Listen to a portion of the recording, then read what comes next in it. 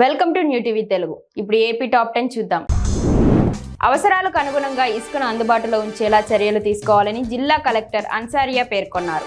రాష్ట్ర ప్రభుత్వ ప్రధాన కార్యదర్శి నీరబ్ కుమార్, గనుల భూగర్భ వనరుల శాఖ డైరెక్టర్ ప్రవీణ్ కుమార్ జిల్లాల కలెక్టర్లతో నిర్వహించిన వీడియో కాన్ఫరెన్స్లో కలెక్టర్ అన్సారియా పాల్గొన్నారు. అనంతరం వ్యవసాయ మార్కెట్ యార్డులో ఉన్న ఇసుక నిల్వలను పరిశీలించి అధికారులకు కీలక సూచనలు చేశారు. శ్రీ సత్యసాయి జిల్లా రోళ్ల మండల కేంద్రంలో డాక్టర్ బిఆర్ అంబేద్కర్ గురుకుల పాఠశాల హాస్టల్ను ఎమ్మెల్యే ఎంఎస్ రాజు ఆకస్మికంగా తనిఖీ చేశారు. పిల్లలతో కలిసి హాస్టల్లో బస చేశారు. పిల్లలకు కేటాయించిన బెడ్రూమ్ గదులను పరిశీలించి బెడ్షీట్స్ ఇచ్చారా లేదా అని ఆరా తీశారు. పిల్లలతో కలిసి ఎమ్మెల్యే ఎంఎస్ రాజు వాలీబాల్ ఆడారు. అక్కడే పిల్లలతో కలిసి ఎమ్మెల్యే ఎంఎస్ రాజు బస చేశారు. భావితరాలకు ఆస్తి ఎలా అవసరమో అలాగే వారి మనుగడ కోసం ఆక్సిజన్ కోసం చెట్లు నాటాల్సిన ఆవశ్యకత ఎంతైనా ఉందని కమలాపురం ఎమ్మెల్యే కృష్ణ చైతన్య రెడ్డి అన్నారు.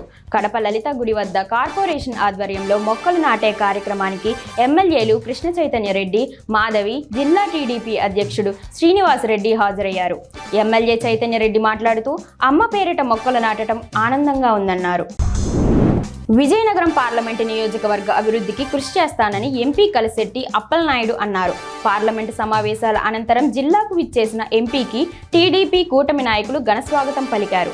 అశోక్ బంగ్లాలో ఆయన విలేకరులతో మాట్లాడుతూ రాష్ట్ర అభివృద్ధికి కేంద్రం నుంచి తగినన్ని నిధులు వచ్చేలా కృషి చేస్తానన్నారు.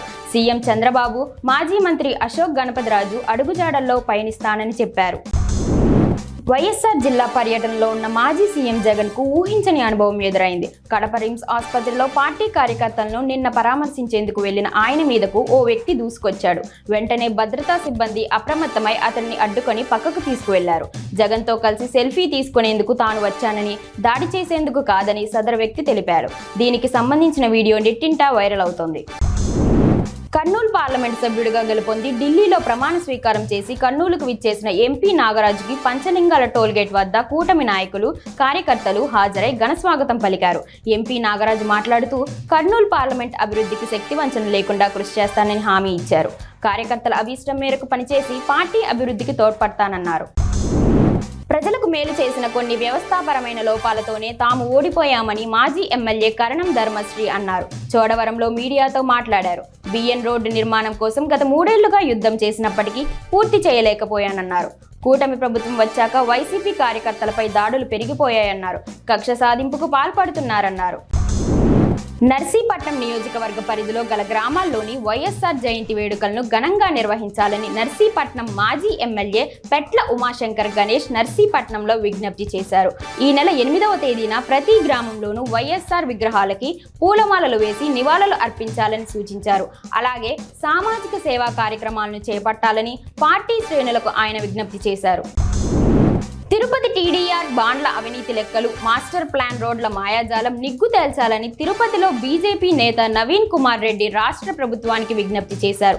తిరుపతి నగరపాలక సంస్థలో గతంలో పనిచేసి టీడీఆర్ బాండ్ల దాందాకు సహకరించిన ప్రతి ఒక్కరిని వెంటనే సస్పెండ్ చేయాలని, కార్పొరేట్లను కస్టడీలోకి తీసుకోవాలన్నారు. సరైన చర్యలు తీసుకొని కూటమిపై ప్రజలకు ఉన్న నమ్మకాన్ని మరింత పెంచాలన్నారు. గ్రామాల్లో అతిసార ప్రబలకుండా చర్యలు చేపట్టాలని, డయేరియా వలన ఎలాంటి మరణాలు సంభవించకుండా అవసరమైన జాగ్రత్తలు పాటించాలని జిల్లా వైద్య ఆరోగ్య శాఖ అధికారిని భ్రమరాంబాదేవి తెలిపారు. ఉరవకొండ ప్రభుత్వ సామాజిక ఆరోగ్య కేంద్రాన్ని ఆమె ఆకస్మికంగా తనిఖీ చేశారు. ఇటీవల చోట చేసుకున్న అతిసార కేసుల వివరాలను డాక్టర్ గంగాధర్ నుంచి అడిగి తెలుసుకున్నారు. అతిసార బాధితులకు మెరుగైన వైద్యం అందించాలని సూచించారు.